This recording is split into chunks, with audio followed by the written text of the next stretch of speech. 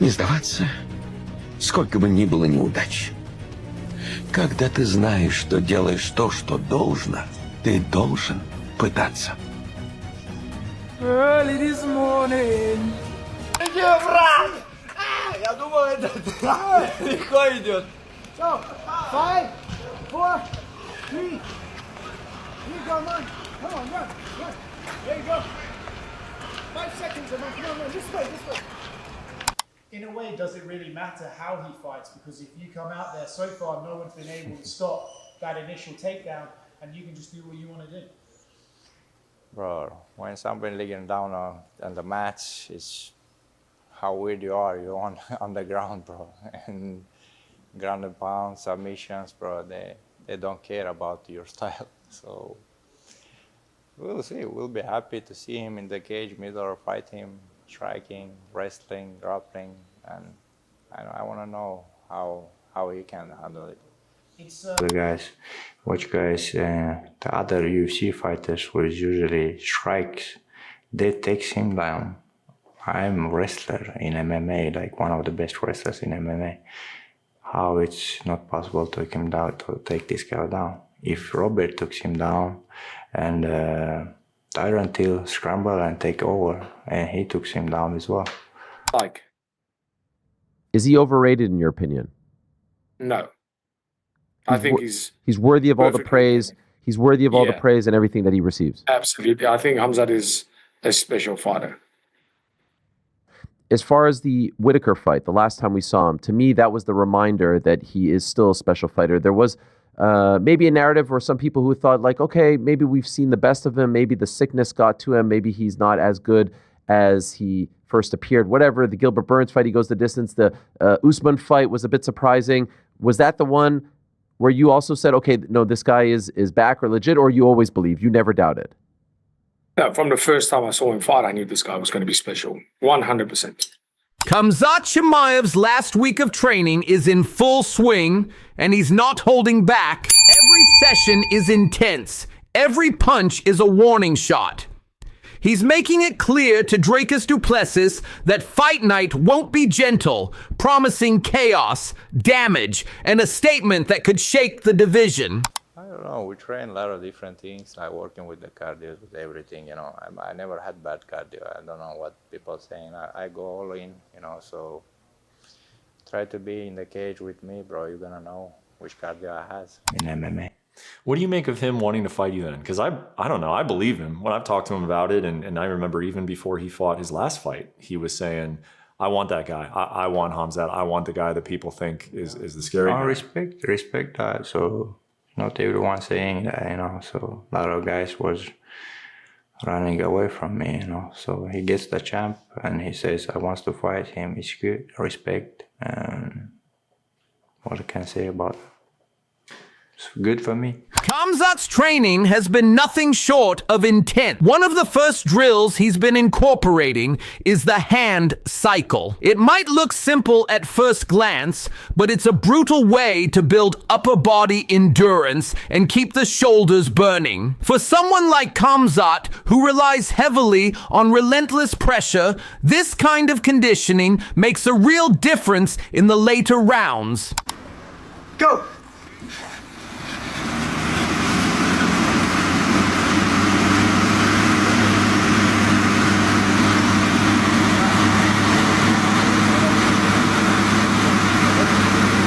Next up is the bicycle workout. He powers through it with speed and resistance, working both stamina and leg strength at the same time. Strong legs aren't just for takedowns. They're what keep him moving forward, cutting the cage, and maintaining that constant pressure on his opponents. Hey, go good. Good, good, good, yes. Good, good, good, good, good, good, good, good, good, good, good, good, good, yes, yes. Done. Good. Very good.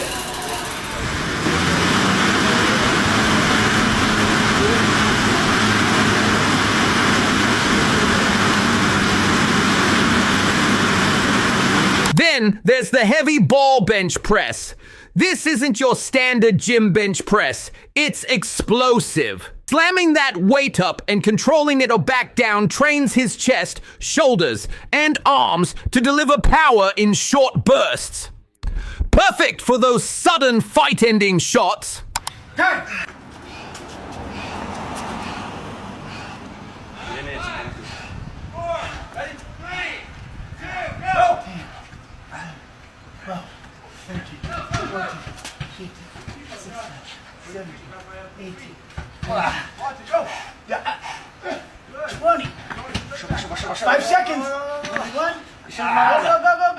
One of the most unique parts of his training is the battle ropes, except here, they're actually heavy chains. Each swing demands raw power and core stability, while also conditioning his forearms for grip strength. That means when Khamzat gets hold of you, breaking free is almost impossible. Go. 5, yeah. Oh, yep, 5's right. Go up, down, and up, down. Good. 5. 10 seconds. Let's go. Oh, here you go. Come on. Come on. Yes, yes. Bring it out. Good. Good job. Go. Go.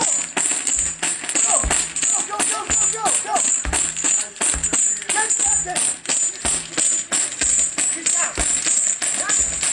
Yeah.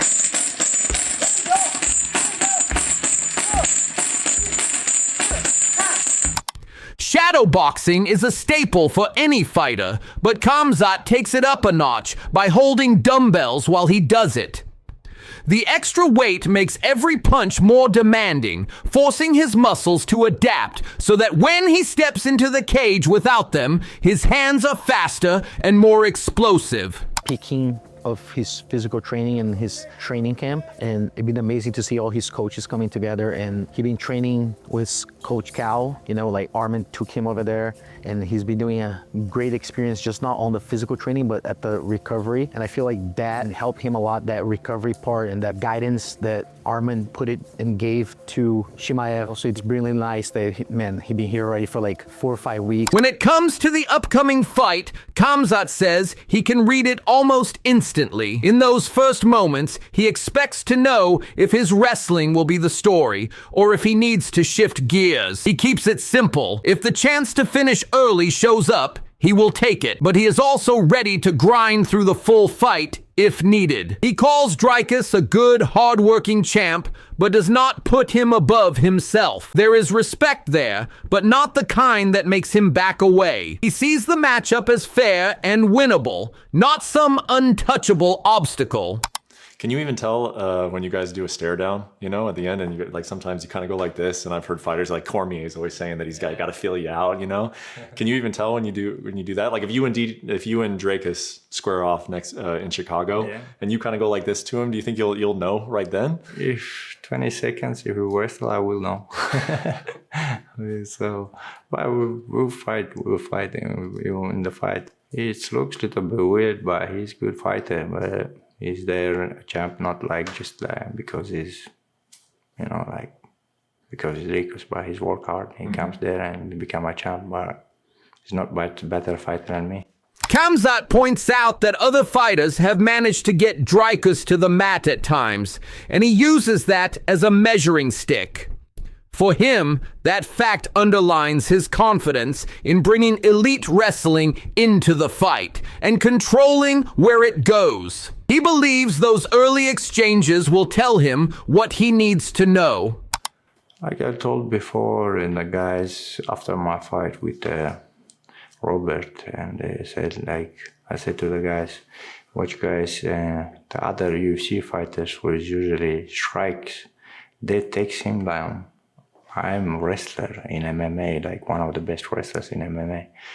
How it's not possible to take this guy down? If Robert took him down and Tyron Till scramble and take over, and he took him down as well.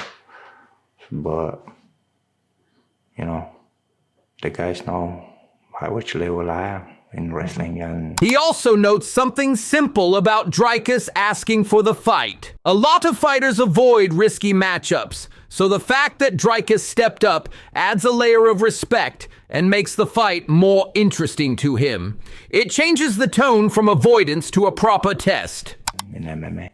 What do you make of him wanting to fight you then? Because I don't know, I believe him. When I've talked to him about it, and I remember even before he fought his last fight, he was saying, I want that guy. I want Khamzat. I want the guy that people think is the scary guy. Respect that. So not everyone saying that, you know. So a lot of guys was running away from me, you know. So he gets the champ and he says I want to fight him. It's good. Respect. And what I can say about it. It's good for me. Khamzat's style is all about closing the distance and locking you into his world. And Demetrius Johnson made it clear how dangerous that can be for Dricus du Plessis. Once Khamzat commits to wrestling, everything else fades into the background. His goal becomes controlling every inch of the exchange, making you carry his weight and breaking down your ability to move. For Whitaker, Khamzat is getting his opportunity to fight for the middleweight strap against the King of Africa, DDP. He always waits right here, and this man will shoot from here. There it is, there. Look how deep that shot was. He gets all the weight. He pushes the weight that way, and it forces you to put your hands on the mat, which you have to carry his weight. Then he's also kicking out this fucking leg. So he's blocked this, but he's also kicking that leg out too.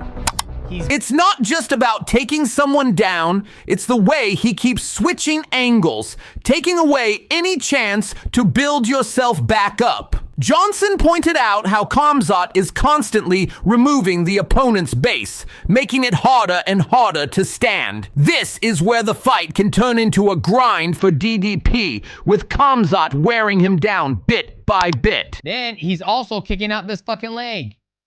So he's blocked this, but he's also kicking that leg out too. He's big for the division. He's also longer than Robert Whitaker, so he's able to do that as well. Which puts Robert Whitaker on his butt, and he's carrying all of Khamzat's weight.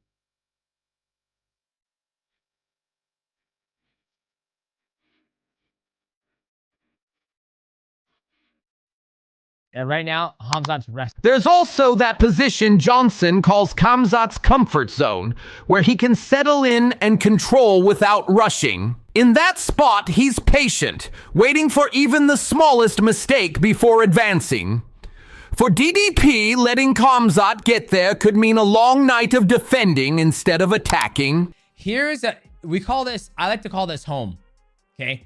The reason why I call it home is because he's just sitting on Robert Whitaker, and he's not in danger to lose a position.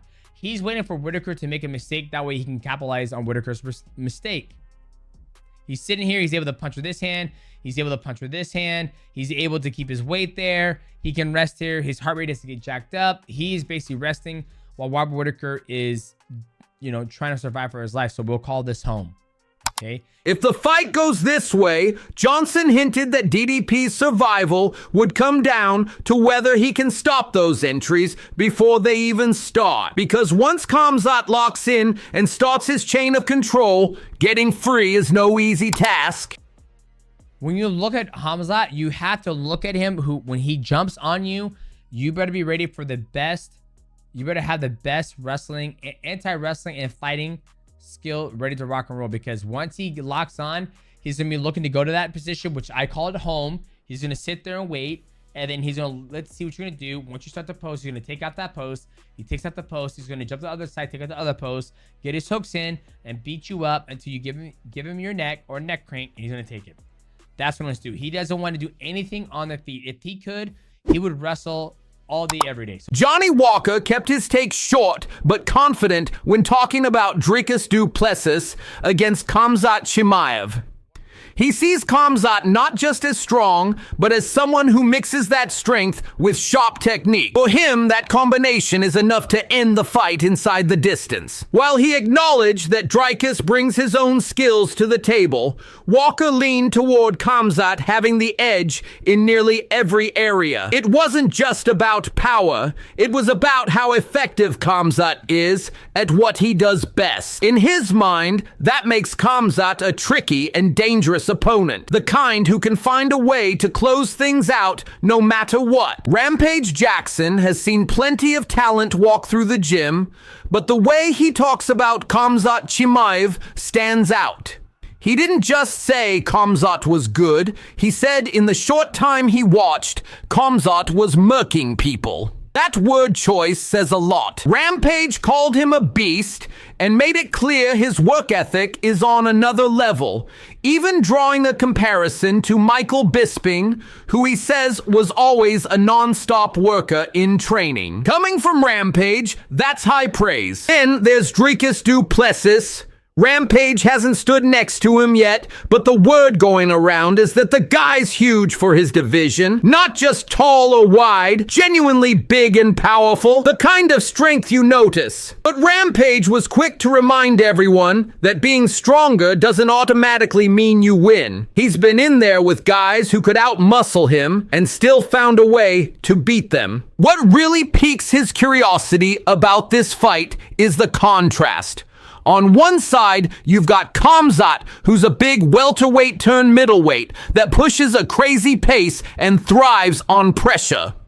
On the other, you've got Dricus, a champion who can mix it all together and stay dangerous everywhere. Rampage didn't make a bold prediction, but he made it clear this isn't going to be a simple strength versus skill matchup. There's more to it than that, and that's why he's locked in for this one. Jared Cannonier doesn't expect Khamzat Chimaev to switch things up too much. He sees him going straight to wrestling. In Jared's eyes, it's the smart move. Every fight starts on the feet, but if you're facing someone with power, why hang around there longer than you need to? Get in, get the takedown, and work from your strengths. When it comes to Dricus Duplessis, Jared points to that unpredictable style he brings. There's a certain chaos in the way DDP fights, and Jared thinks that could actually be his weapon here, as long as he knows how to control it. If Dricus can stuff those early shots, keep his base strong, and force Khamzat into extended exchanges, the tide could turn. He even suggests that an exhausted Khamzat under pressure is a completely different fight. But Jared's not ignoring the other possibility. If Khamzat's wrestling clicks right away, and he gets the fight where he wants it early, this could wrap up in the first round. For him, it's all about which fighter imposes their game first, because once that happens, there might not be a way back for the other. With so many voices chiming in and the tension only rising, UFC 319 is shaping up to be something special. Whether you're leaning toward Dricus or backing Khamzat, this one feels different. Let us know in the comments below who you think walks away with the win.